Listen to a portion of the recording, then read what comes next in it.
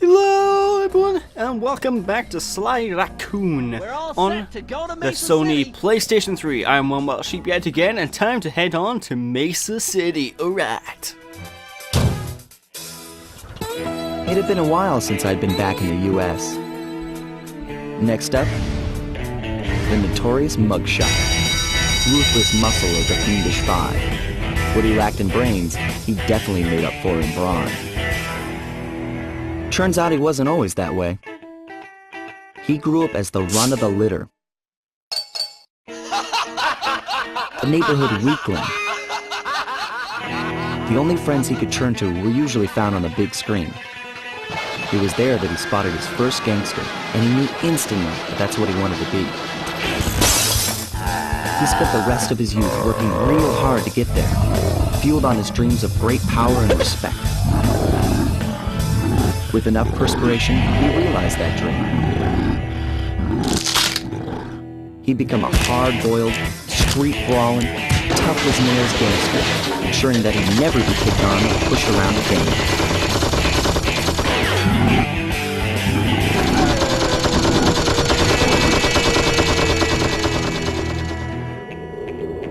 So he's holed up in Mesa City, huh?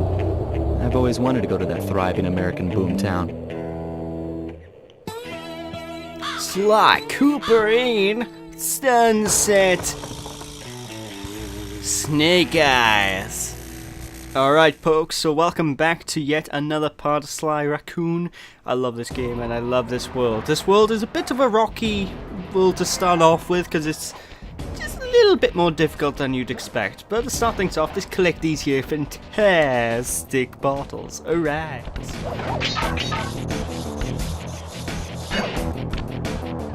Hey, Sly, I thought you said Mesa City was going to be loud and busy.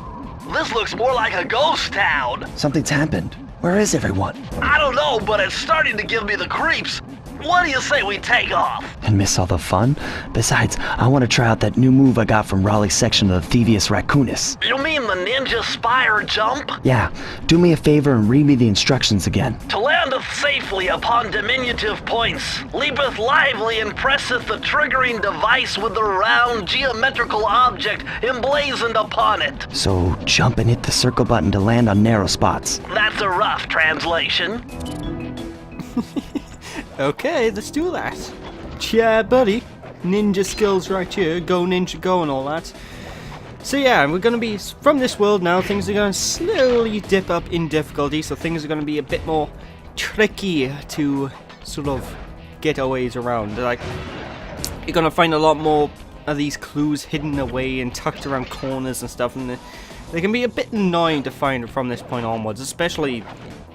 Oh no, not really in this world, because this world, you have a couple of issues with bottles if you don't know where to look, but in later worlds coming up, bottles slowly become harder and harder and harder to find. It's going to be harder to get those clues, it's going to be harder to get those moves. Oh my god, I just realized what the Sly Cooper developers did with that. Moves, clues, it rhymes. Oh, I see what they did there. Anyway, Mesa City by here. In terms of aesthetics, it's one of my favorites, and it's also one of my least favorite worlds of the game because, well, it's one of my favorites because obviously it's pretty cool when you get to some of the later levels. But it's also one of my least favorites because this section by here looks really bland. It looks like a Wile E. Coyote cartoon, which a lot of people would like, but honestly, I don't like this sort of desert sort of looking level, you know, these aesthetics. Those flashing lights. The latest in high-tech security. Electronic floor sensors. Step on them and you're a goner. Nice touch. They're safe to walk on while flashing, but it also means they're about to switch to a different sector.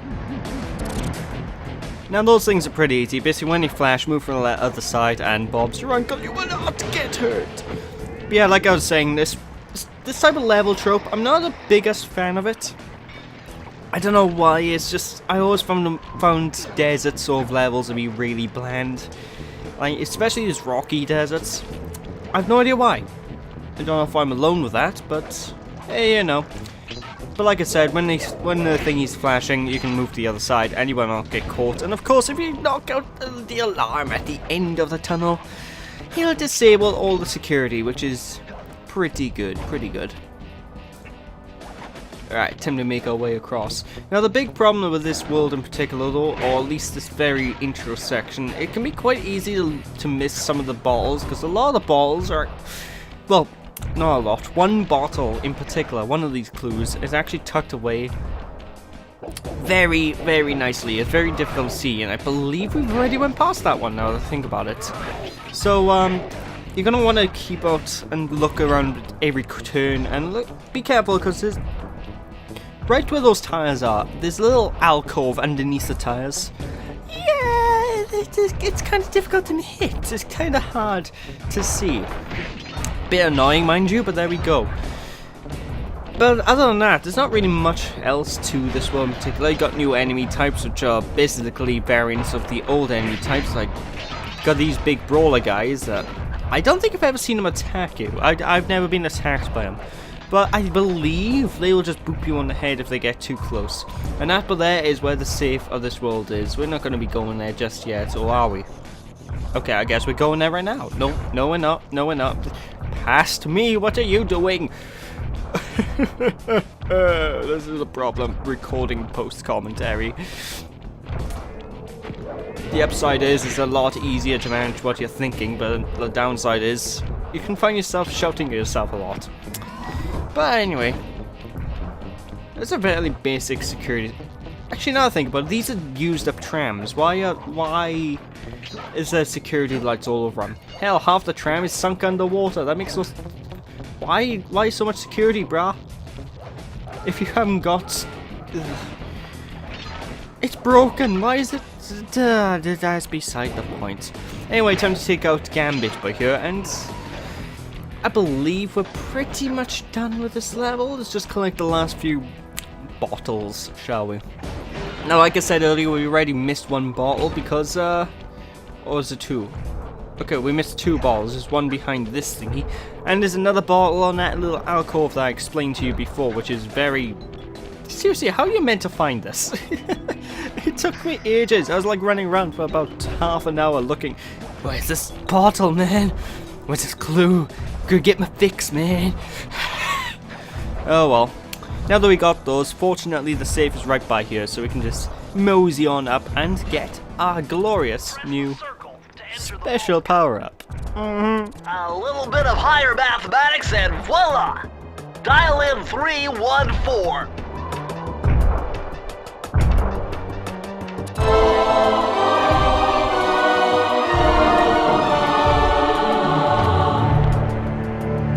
Outstanding! You've uncovered Rob McCooper's patented explosive hat technique. Use the triangle button to toss your cap. Then use the triangle button again to detonate it. Better back off to a safe distance first.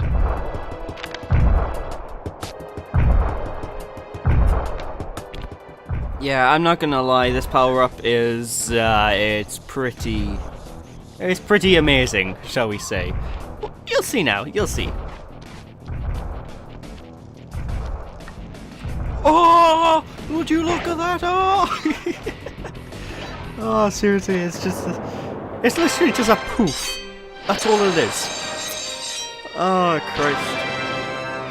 But yeah, with that, we've actually cleared the first tutorial level area section thingy of this world. And for some reason, this door's very finicky. I have to sort of maneuver around the world just to get it open. It's quite a bit of a nightmare door to open. But there we go. It's time to head to Mugshots Turf. Let's get a mug on these people then. See what's going on. That's pretty... You know, a lot of this world reminds me of a very old platformer that I used to have on the PC. This mugshot certainly isn't shy. Okay, so we know he's here somewhere, but how are we supposed to find him? Mesa City is a big place. Given that he's a bulldog, it seems only reasonable to assume that he'd choose to live in a giant fire hydrant. That's some sound logic, Sly. Now you just need to find a way to break into the building's base. Oh, I'm sure I'll think of something. I don't know how that sound logic, but yeah, a lot of the aesthetics of this game really remind me to this platformer I used to have on a PC years ago. Which is, I didn't mean to do that. But it's basically an old... It's like a Crash Bandicoot sort of game. It was like Donald Duck game, if I remember correctly, called Quack Attack. I've actually planned an LP in that game, but for reasons I cannot explain yet. Well, not can explain. For reasons I can't record it because the PC version, unfortunately, doesn't work on modern OSs. Kinda saddening, but there we go. Hey, it's time to go to do some casinos! Time to do some gambling. It's always pretty good. And you might be realizing, what do? We can't open this gate. There's a switch. You pull the switch, the gate's open. But look out for those guards! Mugshots got those machine gun toting dogs hunting like a pack! Which means we need to play it smart. So basically what you want to do with these goons by here is wait for the perfect opportunity to boop them in the back. If you're far enough away from them when you're whacking them, they will not be able to detect you when you hit them, so you can use that, I guess, to your advantage. It's kind of awkward and iffy to do so though. So be careful. Because I have a weird problem with all the enemies in this game that whenever I try to stealth kill them, every now and then, no matter what, they will still see me just before I go to whack them. It's no big deal because obviously getting hit, as long as the enemy itself dies, I'm fine. Because the other enemies, they won't be able to shoot me unless they see me. So basically kill the guy and then get out of there. Wow! Remember kids, if someone touches you in a place that makes you feel bad, that's not cool. First, you say no. Then, you get out of there. Sonic says. Sonic the Hedgehog provides very insightful information on what you should do in these situations. Anyway, what I'm about to do by here, if I remember correctly, is something you don't want to do. Don't do this, don't do this. Because the ground pound move has a very tiny hitbox. Something I didn't realize when I tried to kill those mooks.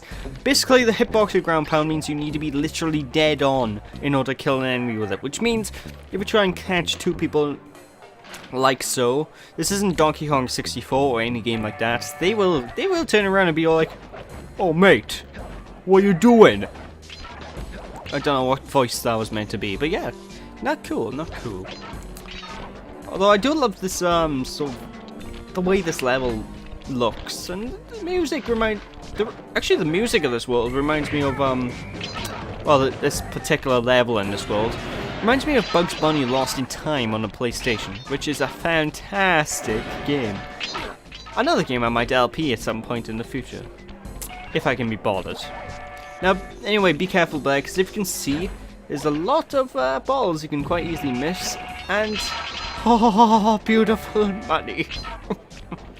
The longer, obviously, you hang on that little pulley thing, the more money you get. So, be sure to make use of that if you want to get all the beautiful coins. Just like I do, because I love my coins. Part of why I love my LPs, really, because a lot of my games I LP involve collecting tons and tons of coins. Makes me wonder why I haven't done the Wario Land series yet, because Wario Land's, oh god! Leave me alone, you fiend! Wario Land's a good series for people like me who have that itch of collecting things, so I might do an LP of that at some point in the future. Alright. Down, Fido. Fido? Why Fido? That's not exact. That's like the most generic dog name I think I could ever come up with. Righto. Anyway, these Gambit enemies by here, they don't need to worry too much about them. Whenever they do throw their deck of cards at you, basically what you want to do is jump. Riveting, isn't it? Yeah, just jump over the cards will go underneath you, and you'll be well sorted, man. I tell you that much.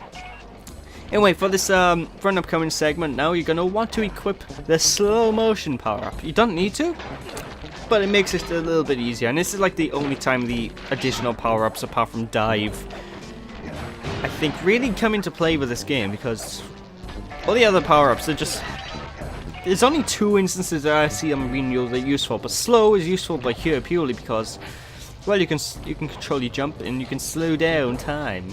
You know, you want to activate these lasers by accident, which is all cool. It's all cool. I love how the security systems give you money as well when you break it. It's like the chips as well. Why do the casino chips give you money when you attack them? That makes no sense.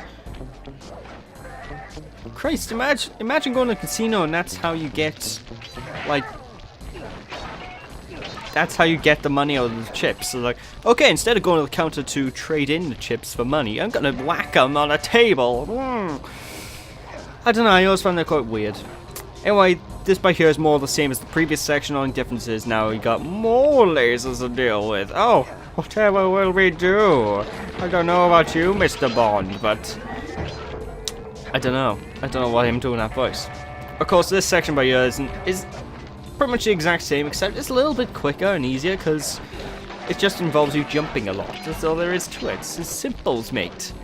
It's bloody simples, mate. Anyway, the very last bottle clue will be up by here, so let's just grab this and then move back down to the safe and let's see what we got. Man, I'm getting swift with deciphering these codes. Dial 338.